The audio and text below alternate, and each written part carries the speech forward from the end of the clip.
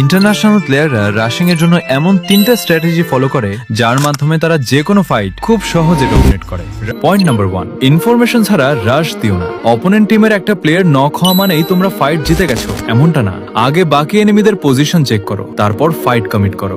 রাশের IQ. Point number 2, জোনকে ignore করো না। অনেক স্কোয়াড ফাইট জিতে কিন্তু লাস্ট সার্কেলে গিয়ে জোনের কারণে ম্যাচ হেরে যায়। তাই সব সময় জোন টাইমার মাথায় রাখো। ফাইট জিতেও যদি জোনের কারণে মারা যাও তাহলে সেই ফাইটের কোনো ভ্যালু দেখে আসো। এবার আসি 2-2 স্প্লিটে। 2-2 স্প্লিট মূলত লং রেঞ্জ ফাইটে বেশি ব্যবহার করা হয়। এই স্প্লিটে ফার্স্ট রাশার এবং সেকেন্ড রাশার এক পাশে থাকবে, আর বাকি দুজন প্লেয়ার তাদের থেকে 10 থেকে 15 মিটার দূরত্বে অন্য অ্যাঙ্গেল ধরে পজিশন নেবে। এই স্প্লিটের সুবিধাগুলো হলো খুব সহজে ক্রস ফায়ার তৈরি করা যায়, বেশি অ্যাঙ্গেল থেকে প্রেসার দেওয়া যায়, ম্যাপ কন্ট্রোল নেওয়া সহজ হয়, এনিমিকে স্যান্ডউইচ করা যায়, একসাথে নক হওয়ার রিস্ক কম থাকে।